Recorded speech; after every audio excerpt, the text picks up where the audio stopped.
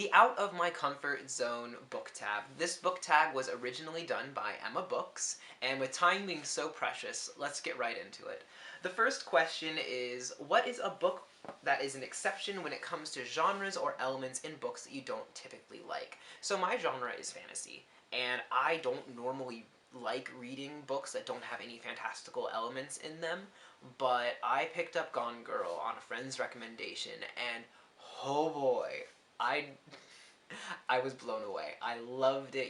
I wasn't like, oh wow, there's no fantasy in here. Like, no, it was a thrilling ride from start to finish. So much so that I reread it multiple times, and I still do. I still download it on Audible and then just like listen to it over and over and over again because I just love watching it unfurl and seeing little hints of like, ooh, I see what she did there. Like, oh, I didn't pick that up the first time, but I got you this time. So that's fun. Second question.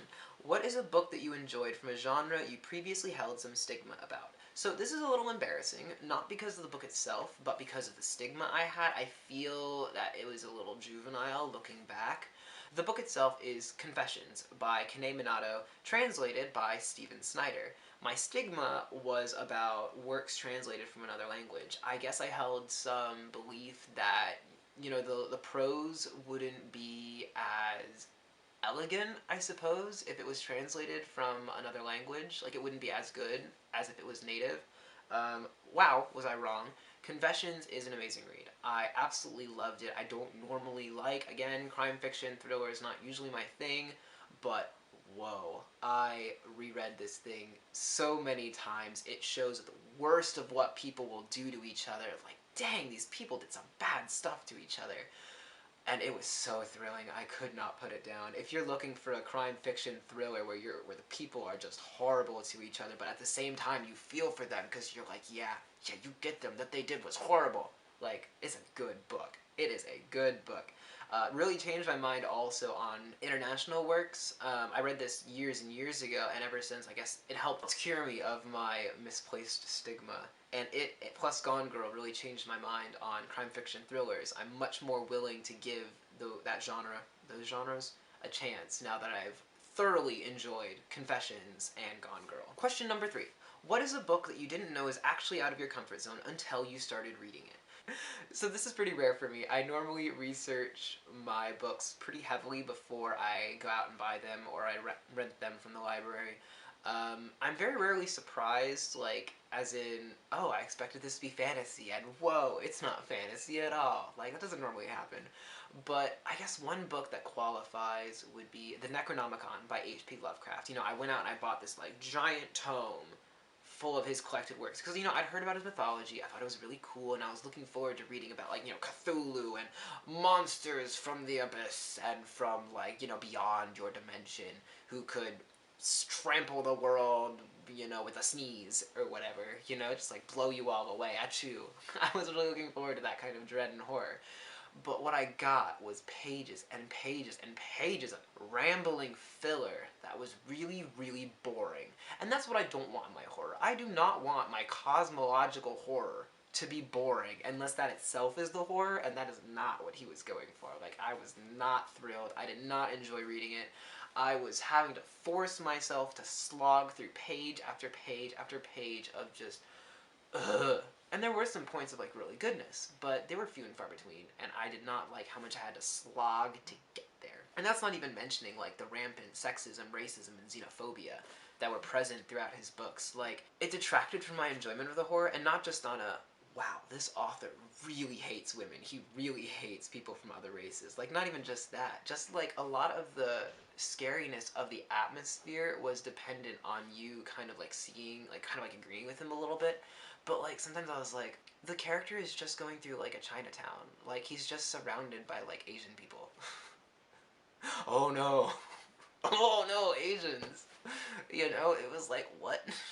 So sometimes you miss out on some of that horror if you're, like, they're just people. So that took away a little bit. The cosmology was cool, but the execution was kind of eh. I wanted more Cthulhu. I wanted more tentacles. I was like, eh, I didn't really enjoy it. Which was a shame, because I was really looking forward to reading that. It had been on my list for years to read that thing. Ah well. Next question. Pick a friend or a booktuber that motivates you to pick up books that you might not normally be interested in. what is one book out of your norm that they convinced you to give a try? So I'm gonna have to credit my MFA advisor for this, for pushing me out of my comfort zone. My semester's project this year is reading cross-genre. So she's definitely like taken me out of my fantasy comfort zone and then just tossed me into other places, and I kind of don't appreciate it. But at the same time, like, it's probably good for me. So that's why I read Louise Penny's Still Life, which I actually made a review for on this channel. That's the only reason I read it, was because she made me. And I really enjoyed it, so thank you very much. What else? I don't feel quite right using that as my example, because I did just make a video on it, reviewing it. Probably The Sparrow, I guess, is another one that comes to mind. It was a science fiction spiritualism work. Neither of those are really my cups of tea. But, you know, I gave it a try, read it all the way through, and I thought it was really good. Its world building was really impressive.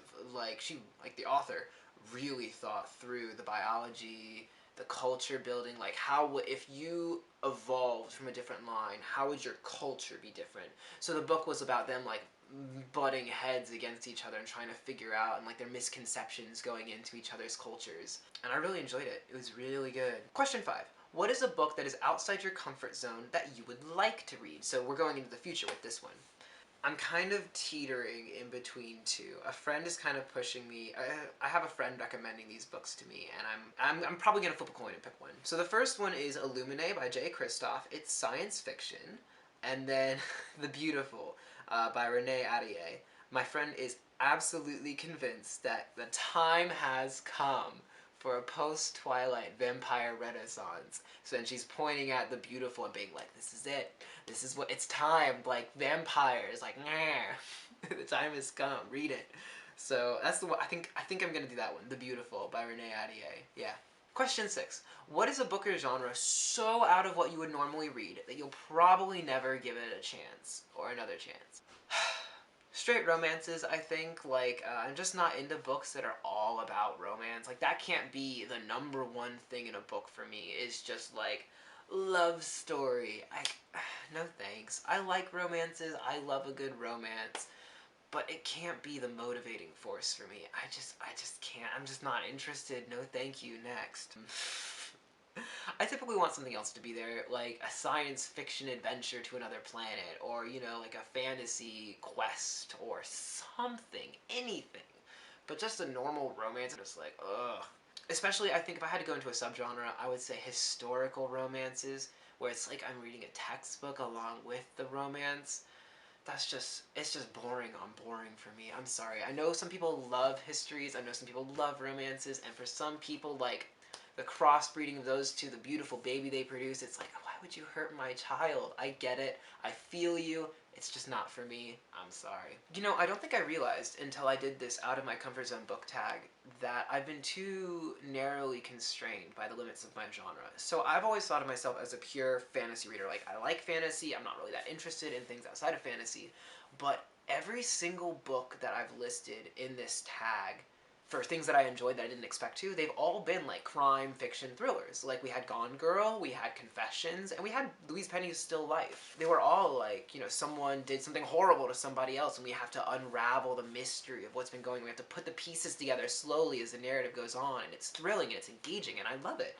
So thank you, Out of My Comfort Zone book tag by Emma Books, for helping me realize that there's a reward that comes with pushing your horizons and expanding the envelope and pushing your horizons, that's how the saying goes. There's some good that comes out of it, you know? Like, by making yourself read across a genre, you might find something that you really like.